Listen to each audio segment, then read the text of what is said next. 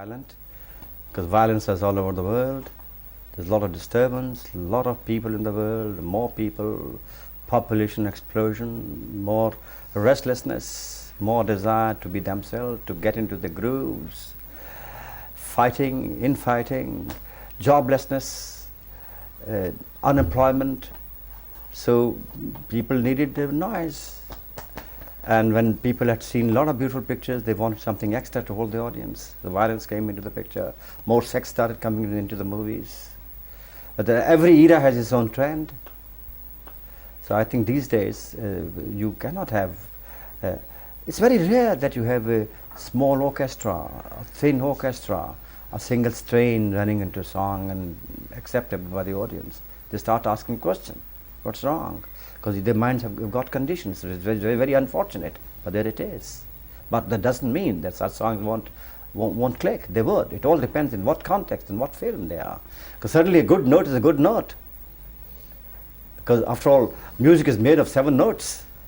And certainly and music must stir you. It must disturb you. You must feel great when you're listening to it. It must stir your soul. Otherwise, it's not music to my mind.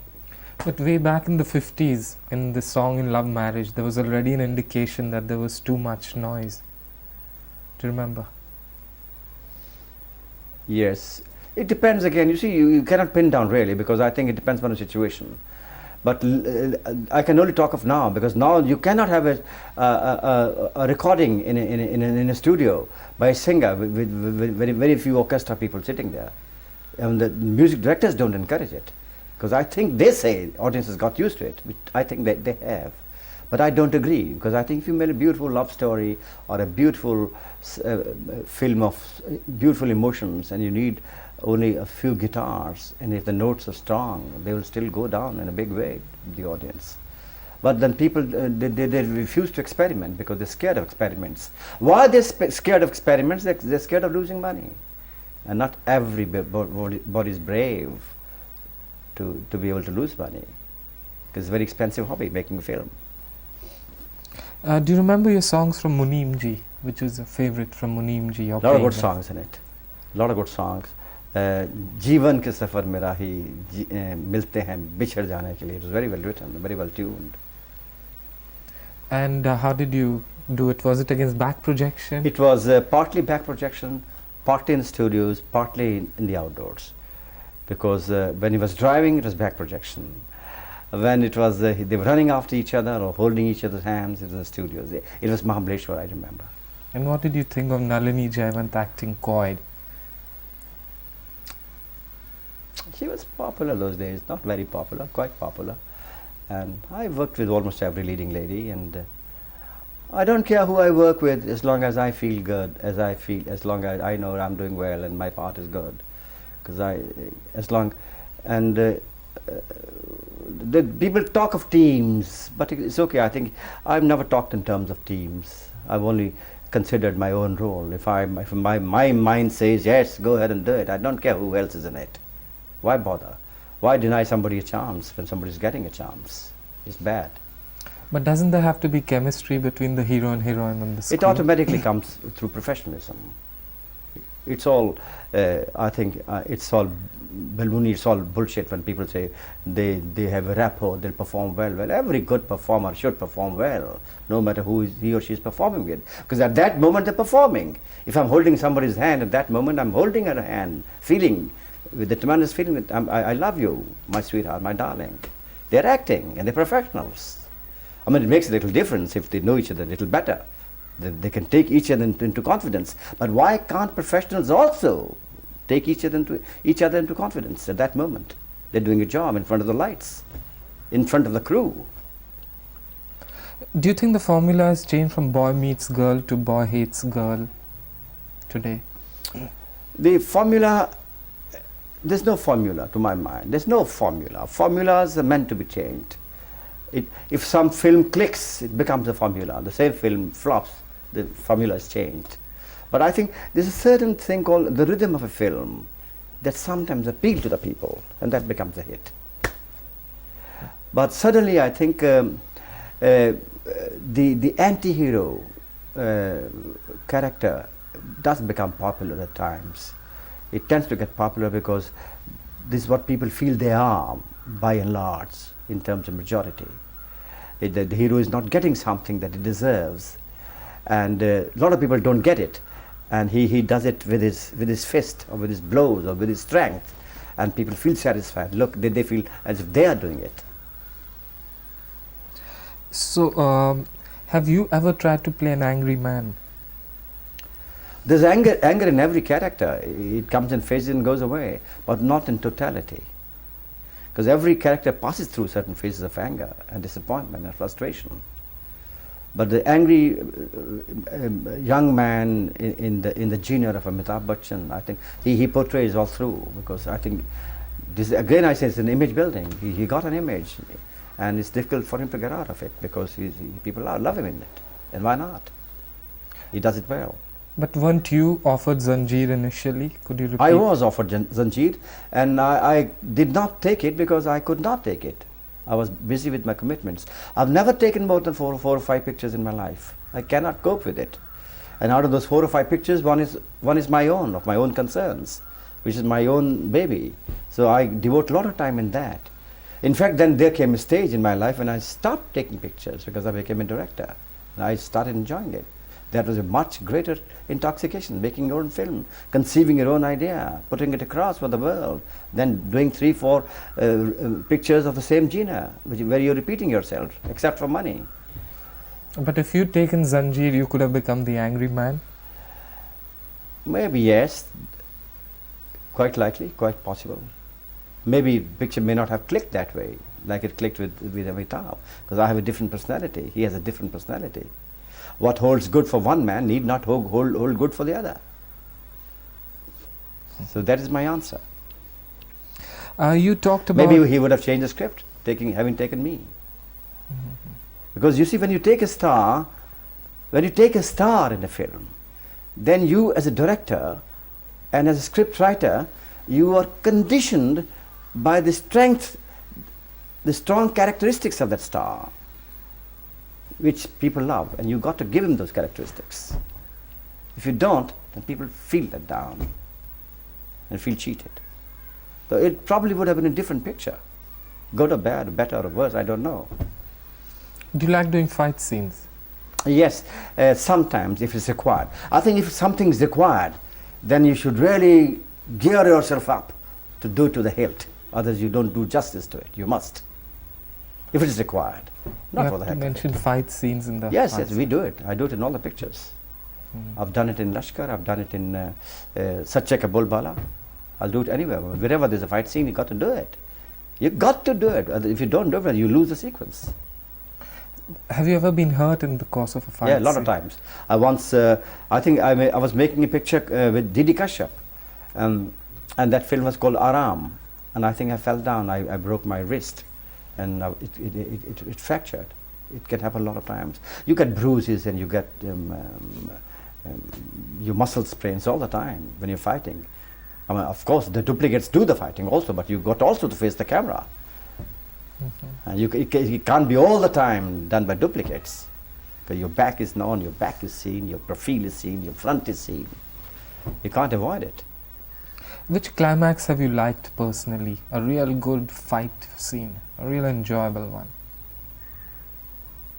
Johnny Mera Naam was good, very good, with tongue-in-cheek climax, and I think that was the first film that started that type of a trend, the Lost Brothers, and Goli did marvelously well. It was a very, very big hit, and I think all the later pictures of that genre have been drawn from Johnny Mera Naam.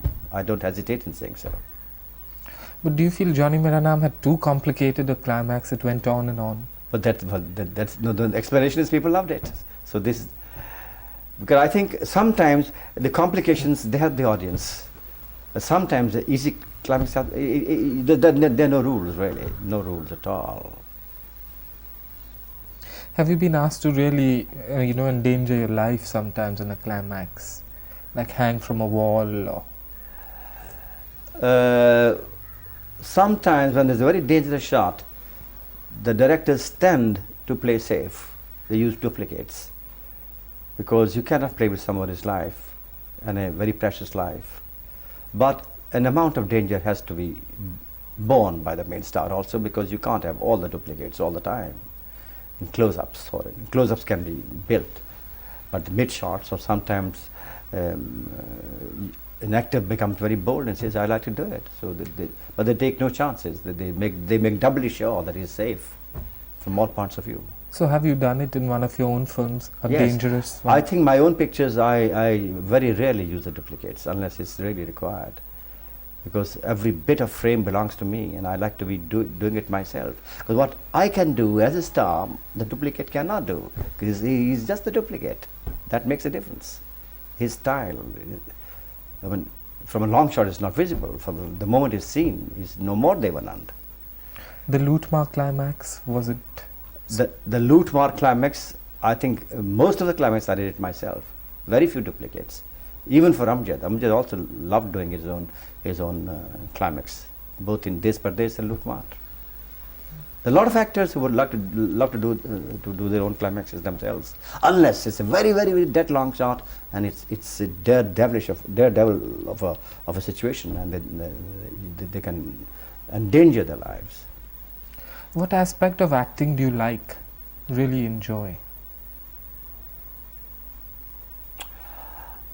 I think in my career I've done a lot of varieties of roles. I know people associate me with romantic pictures, romantic songs, light comedies, but I think I have done serious pictures also. I've done action pictures. I've done The Lovable Tramp, accepted in a big way as a lovable tramp, and romantic songs, and I think so. I don't think I'm personally typed, though people like me more in romantic roles. When I conceive a picture for myself, I think I don't keep that in mind. I have to fit myself into a pattern. I conceive the script and I do it my way. For if it's a professor, or if it's a journalist, well, it's a journalist and a professor the way I feel he should be. Supposing I am one, well, it's me doing it, not Khalid doing it. So my personality has got to be in it. My own mannerism, I can't get away from that mannerism, because it's an accepted mannerism. Do you get a kick out of creating other people? Yes. I think it's the creating other people kick is the best kick you get. I think that's why I love casting newcomers, because you make stars out of them. It's a greater triumph making stars out of newcomers than making billions of dollars in the box office, because you're contributing to the world. You're contributing towards the industry. You've given a star to the world which people love to take and to cast, which means they're following you. They are not doing it themselves, because they either don't have the knowledgeability to cast newcomers, to be able to handle them, or they don't have the courage to cast newcomers because they're afraid of losing money. But it's great to cast newcomers, because newcomers, when they're cast, they bring in an amount of freshness on the screen if they're good looking and they have strong personalities. They are fresh, they're more pliable, they're more flexible, they are very keen, they want to come up, and they can give their life for the performance, which is a hell of a thing for a director. Which newcomer do you remember with the most affection? All of them that I have cast. Because when I cast newcomers, I cast them knowing fully well whether they can be cast. If they can be cast, then I'm responsible. Then it's my mind made up. What's attracted you to Zeenat Aman? It took me 6 months to look for a girl of that nature, Zeenat Aman and Hare Rama Hare Krishna. I had the script, I conceived the script in Nepal. And after having conceived it, the only place I could shoot the film was in Nepal. So I went to the king of Nepal, then the king of Nepal, King Birendra. No, King Mahendra, the present king's father. We are good friends. And I said, I want to make a picture here which can only be shot in Nepal. It's on the drug scene, the hippie scene. But I can only make it if I get all the facilities. He said, do what you like, I'll give you total red carpet. So that film was conceived there, and it was written in Nepal also. I went to Pokhara, wrote the script. And then I was looking for a girl to play that type of a character which I had the image of in the script. Because I met that character in Kathmandu, a girl who ran away from home, from Montreal, and was living with hippies in a state of totally lost to the world, in her own things, picking up the guys and LSD and just to please herself. And it was very tough. Then suddenly I met Zenith Aman in a party, and Zenith was then Miss Asia at that moment, and Zenith also wanted to be an actress and a star, and she knew that I was looking for a girl, and I think that's why she was there in the party. And then we were introduced, and then she walks up to me and she takes out a packet of cigarette from a bag and offers me a cigarette. And I take the cigarette and she lights it for me. And the moment she lit it for me, I saw a little light in her eyes. I said, "This is my girl in the picture." I said, "Would you do a picture with me?" She said, "Yes." I said, "Would you come for a test tomorrow?" She came for the test, and she was in. And people said, "Don't take her because she can't speak the lines. Her accent is very effective." I said, "I don't care. Accents can be changed. Accents can be dubbed. It's only the expressions that cannot be dubbed." So Zenith was a big hit. But it's very tough to find newcomers. But it can happen all of a sudden. It may not happen for months and months together. But if you find somebody that suits your role, I mean, somebody should suit the role that you have in the script. Unless their personality is so strong and so charming and so fetching that you want to build a story around her. That can also happen. But it's tremendous when you work with newcomers. How did you give her It's a that bigger challenge. orange dress, and the back view to start with? How did you give her that? I mean, did you conceive of that the introduction should be spectacular? Yes. It was all planned. Yes. And she was very cooperating. Zenith was very cooperating, and I think, and once you get to know the strong points or the weak points of a certain newcomer, then your battle is won. Because what is cinema? What is a star? Star is a likable commodity. But that does not mean that star has some other aspects which are not likable. But if you eliminate the bad points and bring out the strong points, that person becomes a star. And that's for the director. What about Dam Maro Dam? I mean, how did you create it together? I mean, what was this inspiration point? The film itself, it was based on that subject. And I told Anand Bakshi I could make a song. And I had now look, when I'm making a film on a subject, on a contemporary subject, then I make a thorough study of that subject. I go for some books, for some articles and newspapers. I'm very alert at that moment. And there was an article in the Time magazine on that particular cult of Hare Rama Hare Krishna. And this Hare Rama Hare Krishna cult was, the movement was also spreading, and the people were going on the streets in London. I went to photograph them. And then I gave this magazine, the Time magazine, parts of it to Anand Bakshi. I said, "This lyric I want to be written. This is the backdrop of Hare Rama Hare Krishna song." And he went through the whole magazine. He got to know the point, because LSD was at that moment in vogue and had not yet come to India. So he, after 3-4 days, came out with the song Dam Maro Dam, and the other version, Bhagwan Ka Naam Badnaam Na Karo, which was, I think, fantastic for that picture, because it brought out the meaning of the whole subject. What about Kanchi Re Kanchi? Kanchi Re Kanchi, because we're shooting in Nepal, and Kanchi means a girl, right? And the Kanchi word is very popular there. It's associated with pretty girls. So, and R.D. Burman said, well, this will give the mountainous Nepalese tinge to the whole atmosphere, so let's put it in. And we put it in, we gave it to Mumtaz, and we shot it in the Tibetan colony of Kathmandu with the real people participating and the real locations. Fantastic filming, great filming, in 8 weeks of Kathmandu. What about your other fine, Tina Muneem? How did you select her, Tina Muneem? Again, the role, I needed that type of a girl, Des par Des, Tina Muneem, a girl that doesn't know her mind, and she's not grown up enough to be able to make her own decisions, and she's sold to somebody who's going to London as a bride, and she goes, and a teeny weeny girl, but charm is very important for the screen, innocence is very important. She was young, she was innocent, she was charming, and she was receptive and intelligent enough to take direction. I took that chance, and she was rejected by Yash Chopra at that moment. What happens when your discoveries become hard, tough? In terms of what? Tough people from the soft people they were, innocent people they were. They don't become tough, they become professional, that's all. And professional because they're in an industry which is professional. People make them professional. They're not professional themselves. If you become popular and 10 people come to you, I need you, well, you become tough. They take you on your terms. So you know your worth at that moment. Thanks.